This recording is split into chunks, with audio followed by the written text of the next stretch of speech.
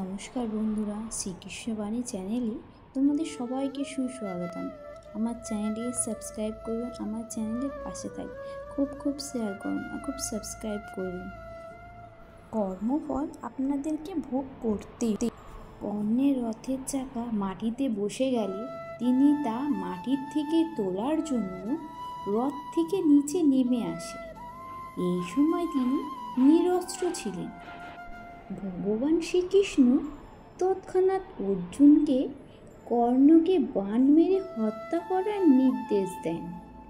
অর্জুনও ভগবানের কথা মতো কর্ণকে লক্ষ্য করে একের পর এক বাণ নিক্ষেপ করে, যা কর্ণকে ভয়ঙ্করভাবে বিধ্বস্ত করে।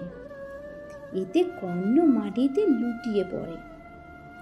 মৃত্যুর পূর্বের সময় মাটিতে লুটিয়ে পড়া কর্ণ ভগবান শ্রীকৃষ্ণকে প্রশ্ন করেন, এই তুমি ভগবান? এই তুমি করুণাময়ী? এই তোমার ন্যায্য বিচার যে একজন নিরস্ত্রকে হত্যা করার পরামর্শ দেয়? ভগবান শ্রীকৃষ্ণ হেসে জবাব দেন, চক্রবর্তী অর্জুন পুত্র অভিমন্যুকে নিরস্ত্র হয়ে গেছিল যখন সকলে মিলে তাকে নৃশংসভাবে হত্যা করেছিলে। তার মধ্যে তুমিও ছিলে। তখন তোমার এই ধর্মজ্ঞান কোথায় ছিল কর্ণ?